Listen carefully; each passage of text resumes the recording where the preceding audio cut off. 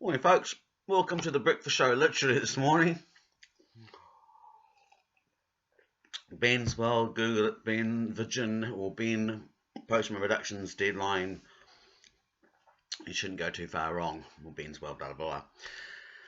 Okay, today's big topic. I'm going to talk to you first and foremost about the Global Compact. For most New Zealanders, we probably didn't really know a lot about this or had never heard of it until the terrible events of March 15th, when the man that we know as Brenton Tarrant ended up killing 47 people. And one of the things that was put on as weapon, scored on the many things, reference to different wars in Serbia and aspects which have white supremacist affiliations with them, was the Global Migration Pact. And this is something which has come out of the UN, and prior to the event, Nationals quite willing to turn around and say no, we're opposed to this, and now they don't, because they don't want to be seen as racist. And it's like one of those things like the TPA and Five Eye. It's at the end of the day, when you cut the difference between National and Labour, there really isn't a lot of difference between bullshit and bullshit light. But that kind of, that's the where it is today, is we sort of see that if you oppose that, then you're somehow being racist, and it goes against the general tenets of what we assume that modern educated people should be, in terms of we should be embracing diversity. And we're also being sort of sold this idea that the only way that we can fight notions like climate change and racism and so on is through the Global Migration Pact. The problem with this is that, much like a lot of Neo Liberalism, which is a political idea which actually was born, I won't say that neoliberalism actually, to say it was born in New Zealand is incorrect. Neoliberalism is, in my mind, an interpretation of socialist values as they were in turn interpreted by Vladmir Lenin of the Soviet Union, and the group of academics that came out of largely Victoria and Waikato University that advanced those ideas, which were introduced to New Zealand in the 1980s via the fourth Labour government, or the Labour government led by David Lange, Michael Bassett, Michael Moore, and Roger Douglas, who were better known as what they called the Fish and Chips Brigade, four groups of people that would come together and discuss ideas and basically advance initially what we were led to believe were socialist concepts.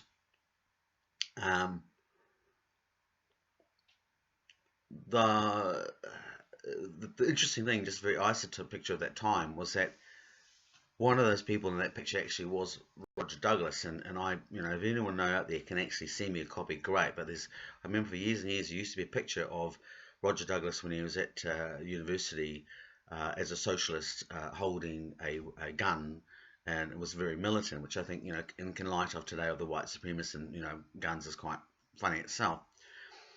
Now, I'll just jump in a wee bit here too. Of course, was that many of the millennials today, they know who Sir Roger Douglas is at all, which is, again, considering the picture of him as a young radical holding a gun that he's now Sir Roger, is rather ironic.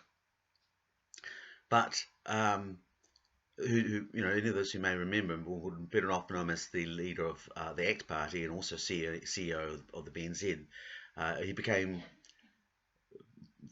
more and more to the right the older and richer he became. And this again takes us back to the issue of, when we get to the issues of socialism today, we have people turn around and say, Jacinda Ardern, and especially when from the West Coast, it upsets me when I hear this saying, Jacinda Ardern is nothing but a pretty communist. Well, and from their viewpoint of, I think these words, left-wing, right-wing, communism, all get kind of thrown around a lot at the end of the day. At the end of the day, gun to the head is a gun to the head. Totalitarianism is totalitarianism.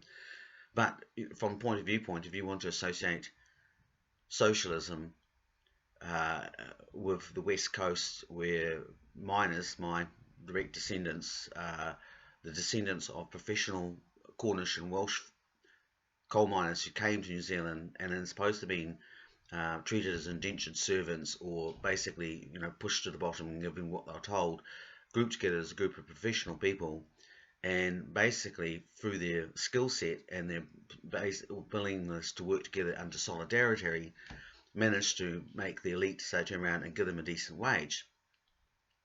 This later mushroomed to things such as the strikes in Blackburn and the rise of socialism on the West Coast, which became very much a prominent part of the Labour Party. But that socialism is what gave New Zealand its 40-hour week. It's what gave it, under the principles of the three wise men and the six principles of labour under Waitaki Valley during the Depression, free education, free health, and the right to determine what what sort of health you were going to seek and what kind of belief system you were going to have. These were all very much humanitarian ideas based in socialism. And frankly, it shames me when I hear the West Coast denouncing her as being that's a communist, because those values are, in terms of socialism, are things that I actually think are very worthwhile, and I have no problems advocating or aligning myself with those principles.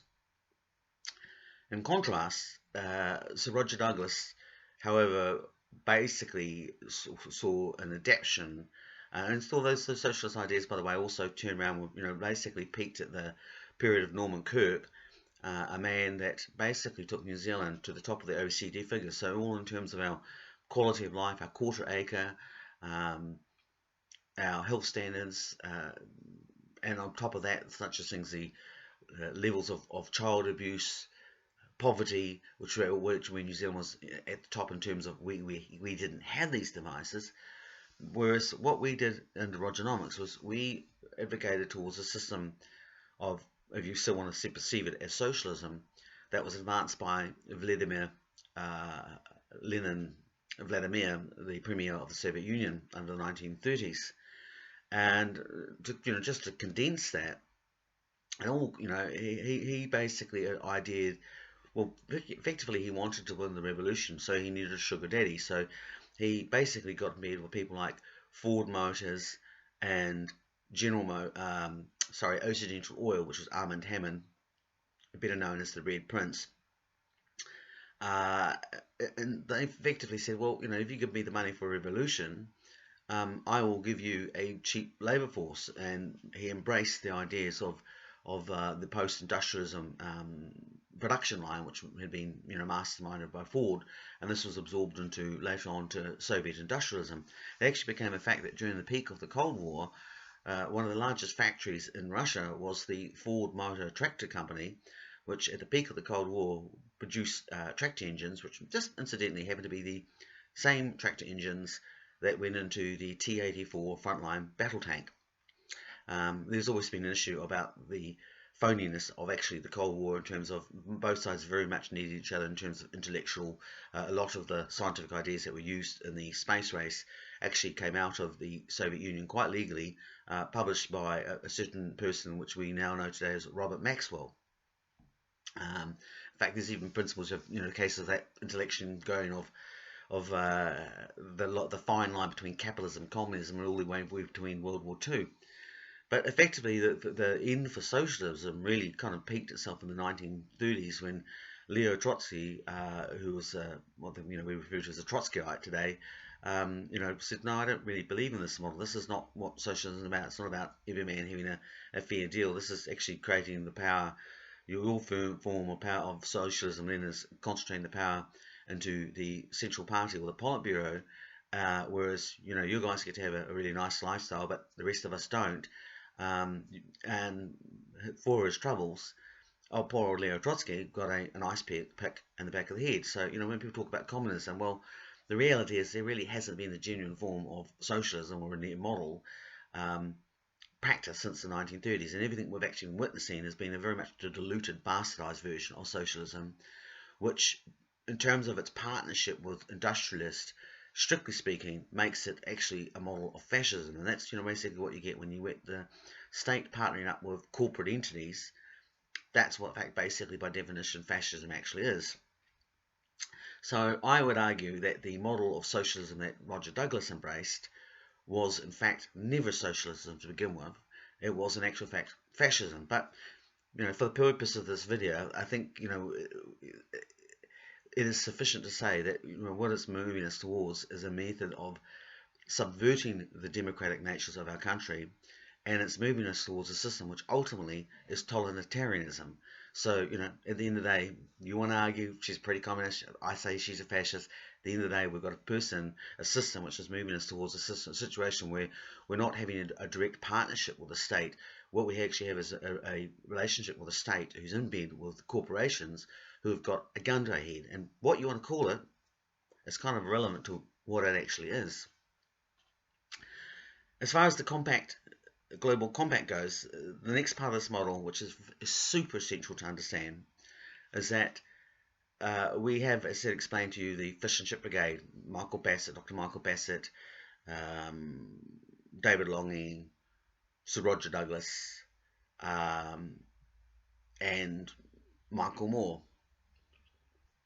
Now, Mike Moore grew up in meatworks, apparently a bit of a hard man in his time, very much hardline militant communist apparently, but by the time he got to being in Parliament, he was very much known as the person whose job was actually to market the ideas of Rogernomics in a way that they were going to be palatable to the people. Roger Douglas, in a speech that was given to the Montparnasse Society in London, and I think it was about the 1980s, give or take. It was originally, I read about this when I was reading the Lister magazine, back in the day when the Lister magazine was actually a bastion of intellectual thought, as opposed to another, basically, Stalinist piece of propaganda crap. But back, yeah, don't hold back now.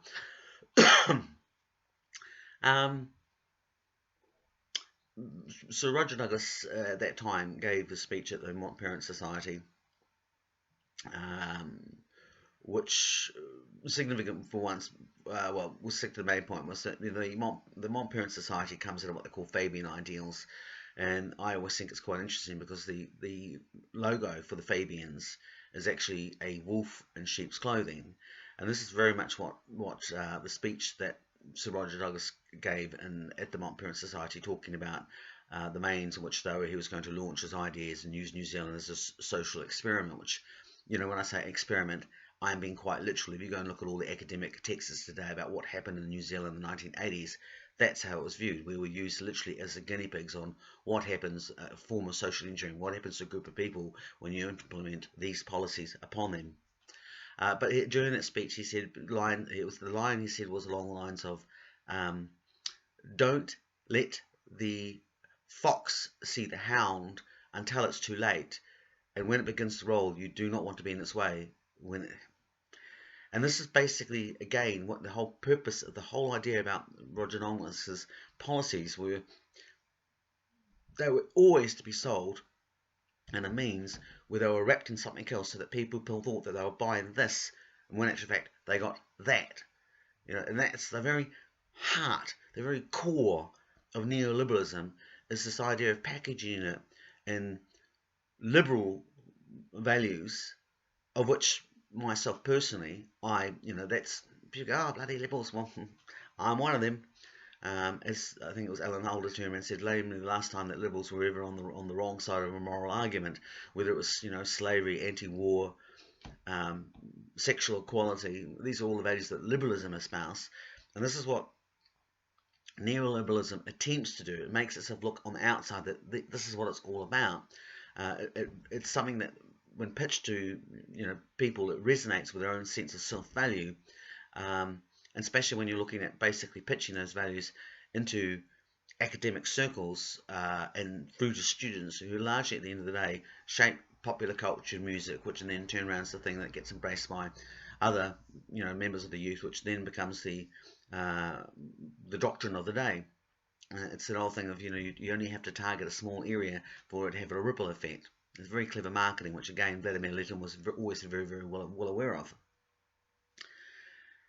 The problem, however, is that when you actually look at what the economic outcomes of those policies, however they might be wrapped or worded, the outcome at the end of the day is a growth, a gap in growth between the wealthy and the people at the bottom of the lower social economic run, which becomes larger and larger. Vladimir Putin was quite happy with this. He called it social capitalism, and that was the whole idea, that industry was to be monopolized. The workers at the bottom were to be given a certain set amount and controlled and regimented, and there were people at the top that would be given additional perks and specialties because of their specialist skills and their value to the party. Which again, when you boil down to what that is, it mirrors very much what you had in the Nazi Party, which was the National Socialist Party. People turn around and say that Hitler only used the word socialism because it sounded good. It doesn't matter. At the end of the day, the structure was this: Hitler got in bed just like Lenin did with people like Ford, and you had a structure between the state and the corporates, which is again replicated in the Soviet Union between Ford and Occidental Oil, people like Robert Maxwell. So Rogernomics, Sir Roger Douglas, again advocated this particular situation, and with Mike Moore's job was sent to sell it. Mike Moore, and I'll try and get back to some of the other aspects of the Rogernomics and the evolution of how it occurred, but let's stick with the Global Compact. Mike Moore evolved from the fourth Labour government to he was originally appointed to the World Trade Organization, and during the World Trade Organization he also advanced these ideas of Rogernomics in a format which he called a world without borders. And that world without borders was originally pitched at I think it was the Doha conference, but it's better known because it resulted in a movie called The Battle for Seattle.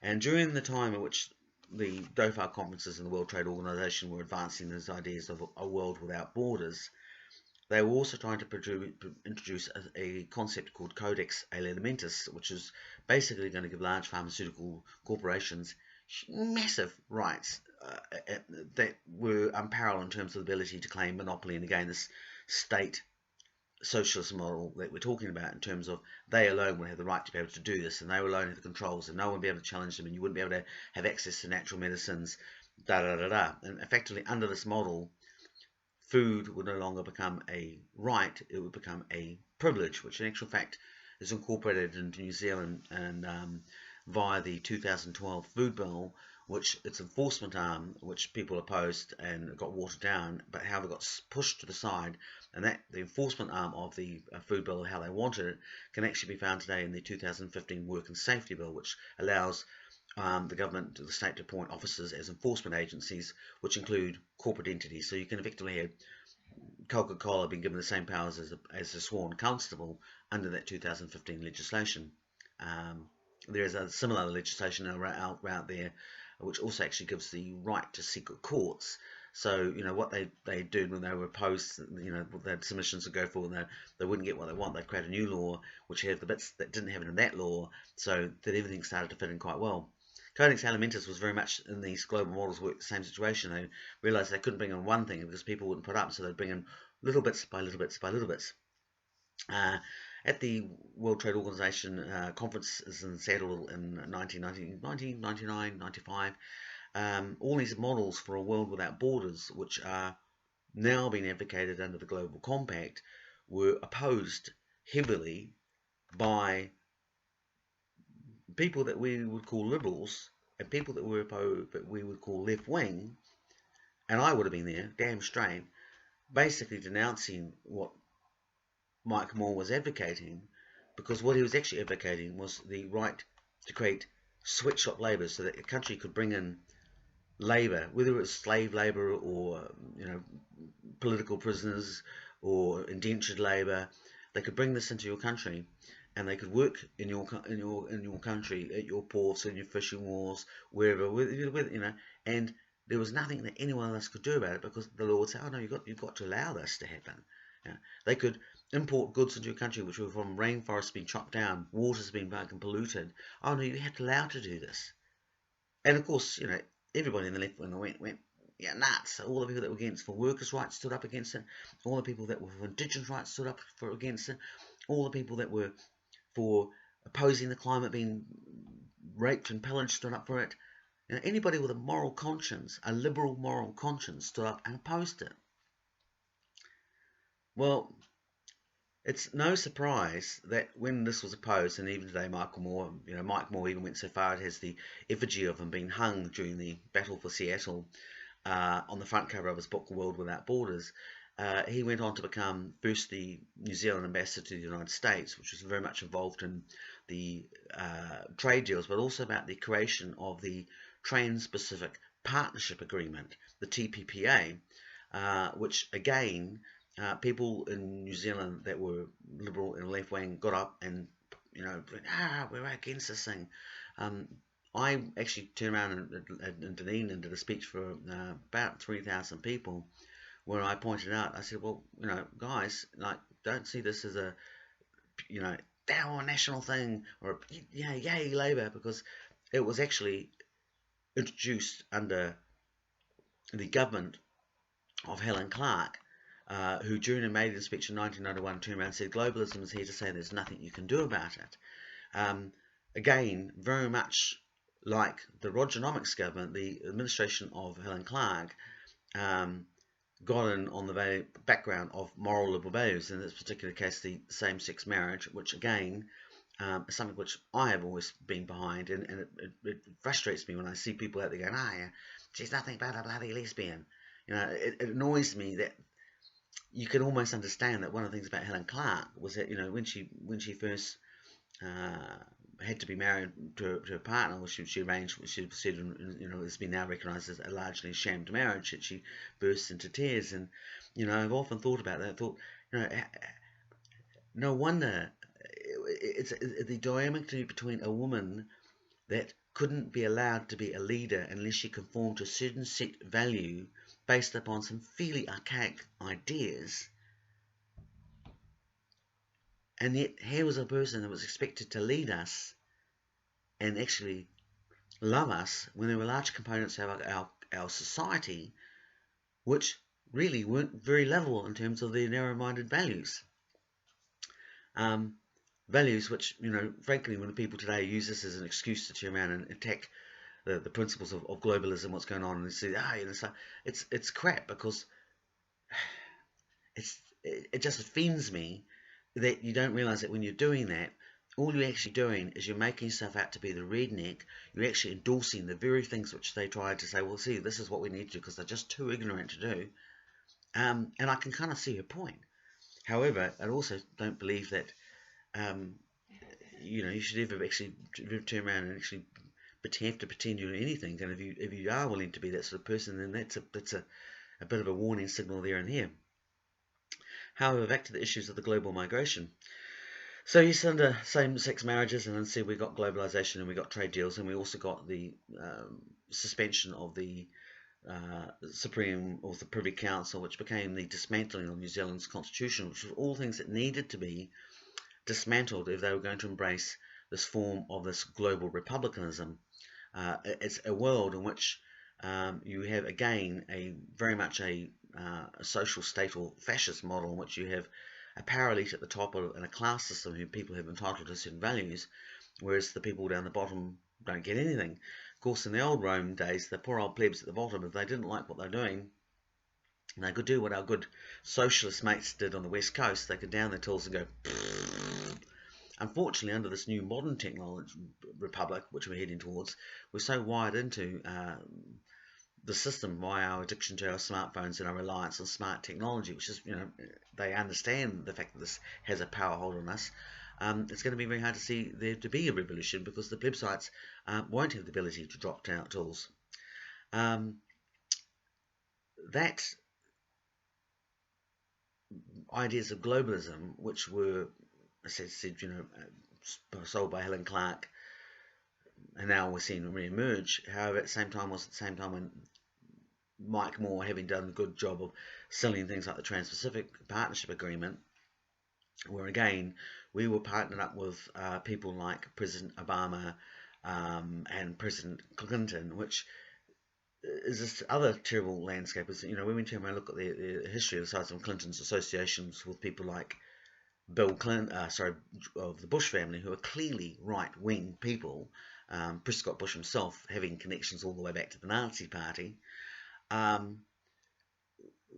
We have that issue of the embracement again of, on one level, we think, and because of what we get fed in modern corporations in New Zealand, because of what we don't really understand or live the American experience, that we tend to think of the Democrats as being the good guys.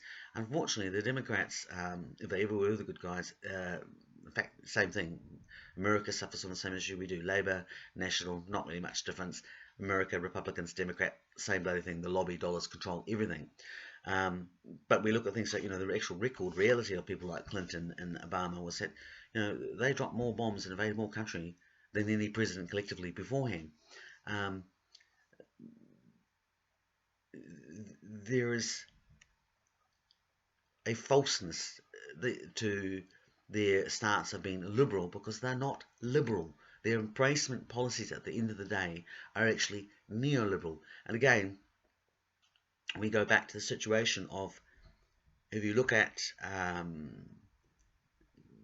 Victoria and Waikato University, in fact it was mostly Victoria University, there's level papers out there, you go Victoria University, Neo Liberalism, New Zealand, the New Zealand Experiment, you start to realise that we, having come up with these ideas academically, they were actually exported all around the world to major universities, which then in turn became, those ideas got picked up by what we would call our future leaders. And the most famous example of that would be under Thatcherism. Again, we saw the embracement of neoliberalism first with Thatcherite, or move towards New Right. It would be sold better under the government of Tony Blair, which became known as the third wave, which again was this replication of the Leninist model.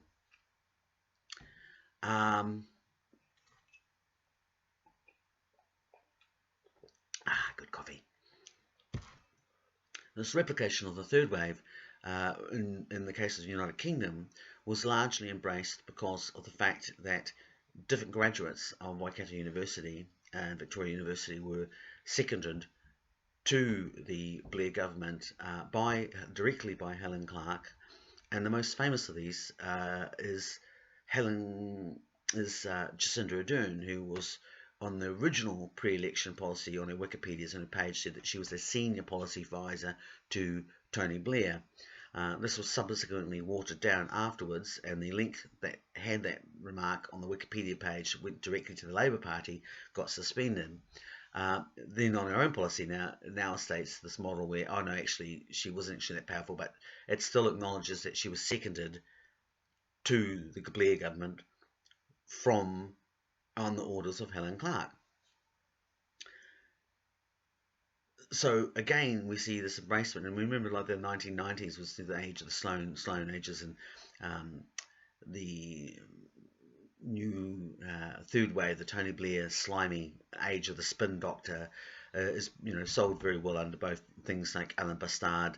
It's replicated there, which is more about the Conservatives, but it's also in Stephen Fry's The New Statesman. In fact, this probably really is kind of an encapsulation of the Blairite government. This idea to sell something as being, oh, this is all new and liberal, when the reality was it was actually fiscally the result was going to be quite right-wing, benefit big business, and force that lower class into a tighter corner and widen that wealth-rich gap. In fact, one of the jobs that Jacinda Ardern worked for was the United Kingdom's Better Regulations Authority, which his job was to create red tape, which ultimately advanced the European Union model, and businesses willing to embrace the European Union model while killing smaller businesses. This is again the frustration that when we look at things like the Bill Clinton and Obama age, and then we also look at the versus the options that we have available, which is the Donald Trumps, the Boris Johnsons. We seem to be trapped in this horrible landscape where, as the song goes, jokes to the left of me, fools to the right of me. But in this case, it's neoliberalism to the left of me, still advancing the profits and shareholdings of major corporations, or neoconservatism, which does exactly the same thing but does pretend that it's nice about it. So, arsehole or arsehole light cereal, what would you like? It's still a big diet of arsehole.